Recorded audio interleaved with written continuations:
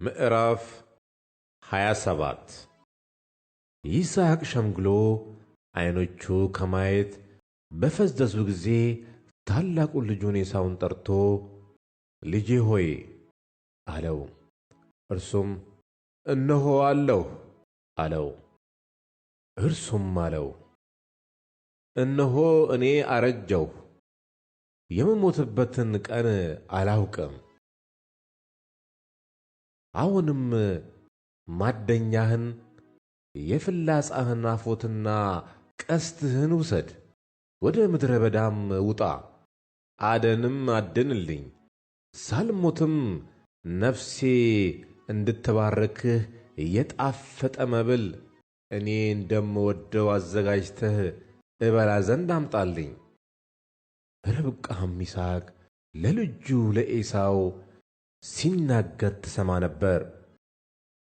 ኤሳውም አደን አድኖ ሊያመጣ ወደ ምድረ በዳ ሄደ። ርብቃም ልጇን ያዕቆብን እንዲህ አለችው፣ እነሆ አባትህ ለወንድምህ ለኤሳው አደን አድነህ አምጣልኝ፣ ሳልሞትም በልቼ በእግዚአብሔር ፊት እንድባርክህ የጣፈጠ መብል አድርግልኝ። ሲነግረው ሰማው።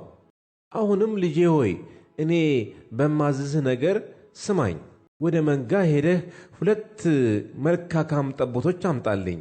እነርሱንም ጣፋጭ መብል ለአባትህ እንደሚወደው አድርጋለሁ። ለአባትህም ሳይሞት እንዲባርክህ ይበላ ዘንድ ታገባለታለህ። ያዕቆብም ርብቃ እናቱን አላት፣ እነሆ ኤሳው ወንድሜ ጠጕራም ሰው ነው፣ እኔ ግን ለስላሳ ነኝ። ምናልባት አባቴ ቢዳስሰኝ በፊቱ እንደሚዘብት እሆናለሁ። መርገምን በላዬ አመጣለሁ፣ በረከትን አይደለም። እናቱም አለችው፣ ልጄ ሆይ መርገምህ በእኔ ላይ ይሁን፣ ቃሌን ብቻ ስማኝ፣ ሂድና አምጣልኝ። ሄዶም አመጣ፣ ለእናቱም ሰጣት። እናቱም የጣፈጠውን መብል አባቱ እንደሚወደው አደረገች። ርብቃም ከእርሷ ዘንድ በቤት የነበረችውን የታላቁን ልጇን የኤሳውን መልካሙን ልብስ አመጣች። ታናሹንም ልጇን ያዕቆብንም አለበሰችው። የጠቦቶቹንም ለምድ በእጆቹና በለስላሳው አንገቱ ላይ አደረገች። የሠራችውን ጣፋጭ መብልና እንጀራውንም ለልጇ ለያዕቆብ በእጁ ሰጠችው። ወደ አባቱም ገብቶ አባቴ ሆይ አለው። እርሱም እነሆኝ ልጄ ሆይ አንተ ማን ነህ አለ። ያዕቆብም አባቱን አለው፣ የበኵር ልጅህ እኔ ኤሳው ነኝ። እንዳዘዝከኝ አደረግሁ። ነፍስህ ተባረከኝ ዘንድ ቀና በልና ተቀመጥ፣ ካደንሁትም ብላ። ይስሐቅም ልጁን ልጄ ሆይ እንዴት ፈጥነህ አገኘኸው አለው። እርሱም እግዚአብሔር አምላክህ ወደ እኔ ስላቀረበው ነው አለው። ይስሐቅም ያዕቆብን ልጄ ሆይ አንተ ልጄ ኤሳው እንደሆንክ ወይም እንዳልሆንክ እዳስስ ዘንድ ቅረበኝ አለው። ያዕቆብም ወደ አባቱ ወደ ይስሐቅ ቀረበ፣ ዳሰሰውም። እንዲህም ይህ ድምፅ የያዕቆብ ድምፅ ነው፣ እጆቹ ግን የኤሳው እጆች ናቸው አለው። እርሱም አላወቀውም ነበር፣ እጆቹን እንደ ወንድሙ እንደ ኤሳው እጆች ጠጕራም ነበሩና። ስለዚህም ባረከው። አለውም አንተ ልጄ ኤሳው ነህን? እርሱም እኔ ነኝ አለ።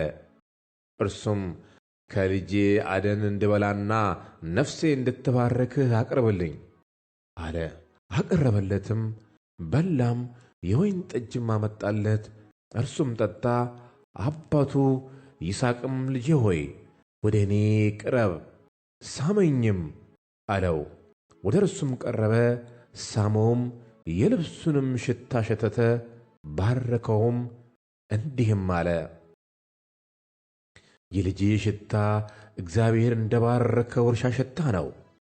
እግዚአብሔር ከሰማይ ጠል ከምድርም አስብ፣ የእህልንም የወይንም ብዛት ይስጥህ። አሕዛብ ይገዙልህ፣ ሕዝብም ይስገዱልህ። ለወንድሞችህ ጌታ ሁን፣ የእናትህም ልጆች ይስገዱልህ። የሚረግምህ እርሱ ርጉም ይሁን፣ የሚባርክህም ብሩክ ይሁን። ይስሐቅም ያዕቆብን ባርኮ ከፈጸመ በኋላ ያዕቆብም ከአባቱ ከይስሐቅ ፊት ከወጣ በኋላ ወዲያው በዚያው ጊዜ ኤሳው ካደን መጥቶ ገባ። እርሱም ደግሞ ጣፋጭ መብል አዘጋጀ፣ ለአባቱም አገባ። አባቱንም አባቴ ይነሣ፣ ነፍስም ተባርከኝ ዘንድ ከልጁ አደን ይብላ አለው። አባቱም ይስሐቅ አንተ ማን ነህ አለው። እርሱም እኔ የበኩር ልጅህ ኤሳው ነኝ አለው። ይስሐቅም እጅግ ደነገጠ፣ እንዲህም አለ፣ ያደነውን አደን ወደ እኔ ያመጣ ማን ነው? አንተ ሳትመጣ ከሁሉ በላሁ፣ ባረኩትም፣ እርሱም የተባረከ ሆኖ ይኖራል።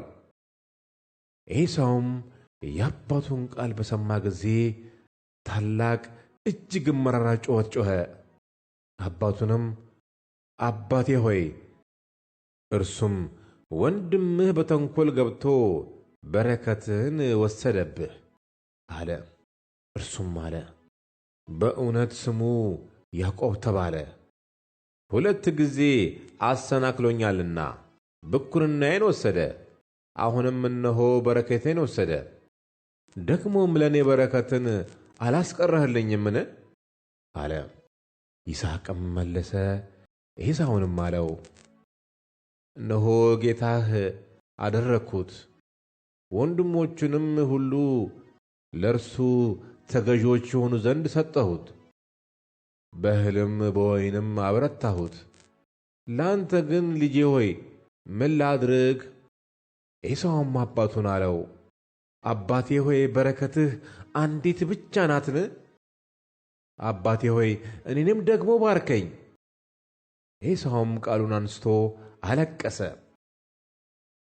አባቱ ይስሐቅም መለሰ አለውም፣ እነሆ መኖሪያህ ከምድር ስብ በላይ ከሚገኘው ከሰማይ ጠል ይሆናል።